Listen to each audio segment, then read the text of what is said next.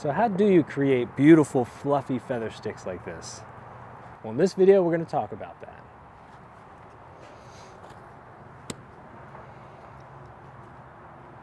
There are many reasons why I recommend anybody who's interested in survival and bushcraft practice making feather sticks. Besides just the obvious that it's a really good way to get to know the edge geometry of your knife and its usability, it also allows us to get dry fibers to create fires no matter the conditions.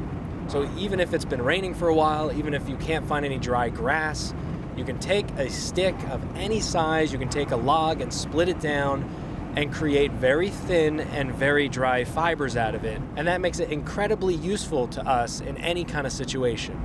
So I've got 3 suggestions to make your feather sticks more successful. The first thing that you really have to pay attention to is the wood type. So I might have to look around, and there's not a whole lot of sticks out here for me to choose from. Wood selection is very important when feather sticking. You want to pick something that's going to be the right thickness so that it doesn't flex too much. You also want to pick something that's not too knotty, so you don't want to just grab any stick out of the pile and expect to have perfect results. If you don't select the right one, you're going to keep struggling with it. So what I look for is a nice piece about as thick as my thumb, no thicker than my wrist. And what I'm looking for is a piece that doesn't have too many branches coming off of it, that's not too many knots. And I'm also looking for a piece that has a gentle bend to it, but nothing too extreme. You might be tempted to grab a little stick like this because a feather stick, but this has a lot of flex to it. And when you're pressing against the surface and you're trying to press down on it, it's likely that the feathers will collapse on themselves. It's just too much bend. You want something a little bit thicker. A piece like this might be tempting because you can get a lot of fibers off of this, but there's just too many branches, there's too many weird twists. You would likely struggle to get any successful feathers off of this one. So this piece right here, this could be perfect. There's not a lot of knots. It's nice and straight with a slight bend in the center here, and no knots along that bend. So from about here where this branch came off to the end, I could create some nice feathers off of this one. The other thing is you really want to make sure your knife is as sharp as possible. Definitely don't want to be trying to feather stick with a dull knife.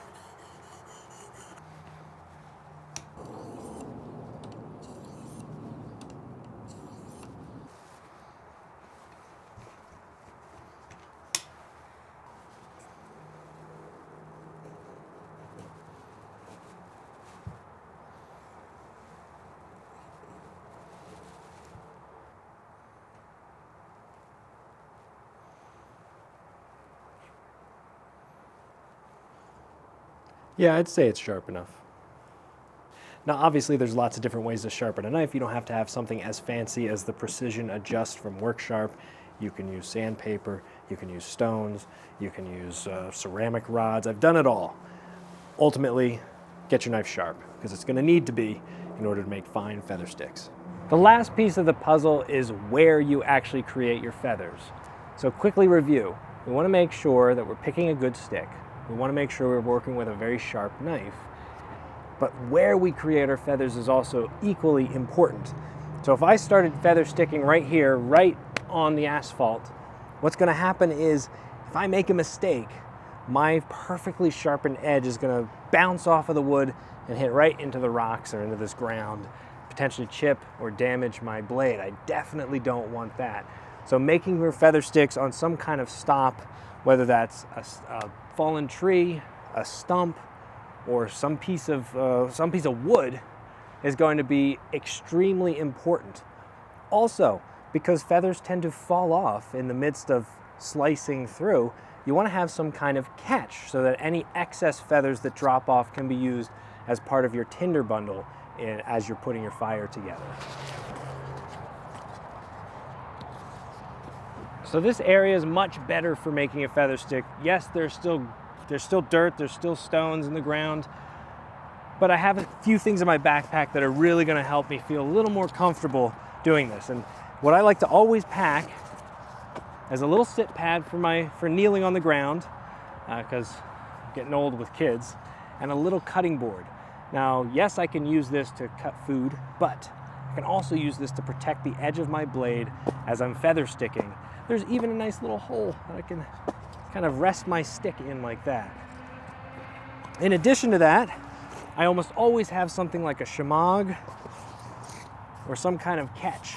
This is basically a signal panel from the Hidden Woodsman. And if I just set that like this, I've got something to kneel on right here, and I've got my wood right there. Now I know, as I'm feather sticking, if I make a mistake, glance off, my knife hits the cutting board and not the dirt underneath.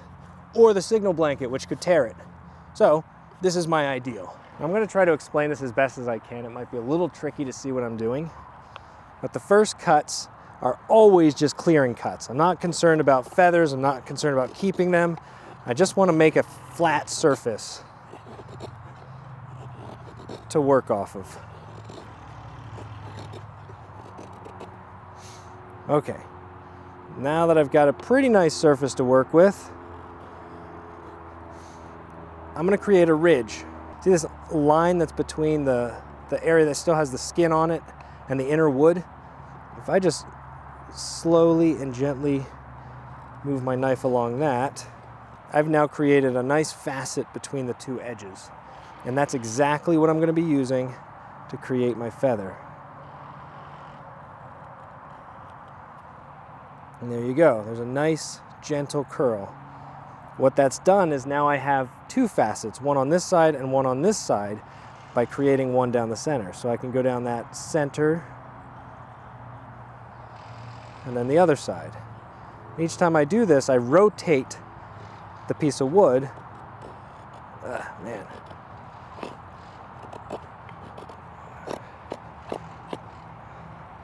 I like pieces this big.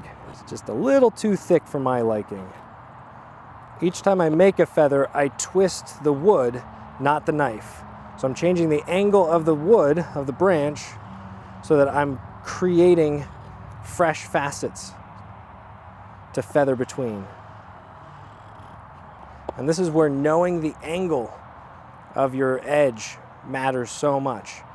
Now, before you jump to conclusions, no, you don't need a Scandinavian grind for this, which is what this knife is. You could pretty much use any grind. Now, this isn't a great example. This piece of wood is a little bit thick, but hopefully it makes the point. Yeah, let's use this one as an example. It's a little bit thinner. I can see from here to here is a nice no knot edge.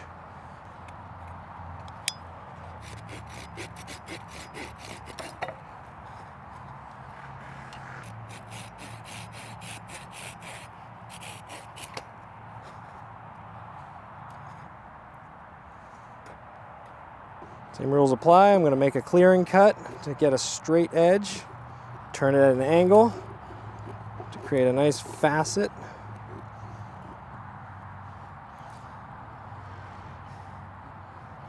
Now, there's a couple things I want you to pay attention to. I want you to notice here. If I angle my blade downward in this direction, see where the direction of the feather goes? It goes towards my hand. If I angle it this way, blade tip up, it moves towards the tip. It's harder for me to do it this way, but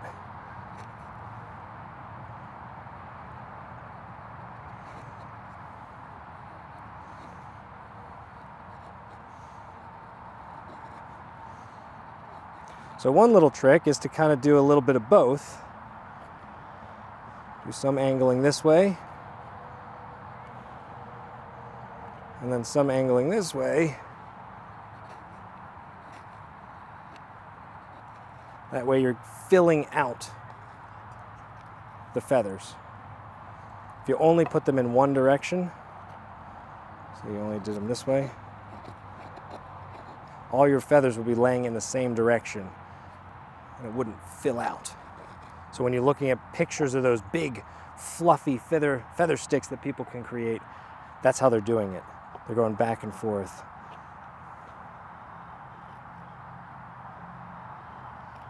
Work with a larger area.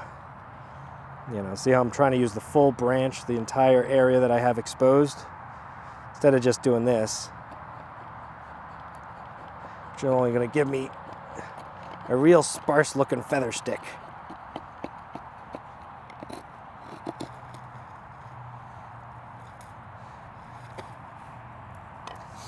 So, the more pressure you put on, the larger the curls. Less pressure, more gentle you are, the thinner the curls. So remember, keep practicing your feather sticks. Never let that skill die. You never know when you're going to need to create dry fibers out of wet wood, and this is the best way to do it reliably. Keep your knives sharp and have fun out there. See you in the next one. Take care.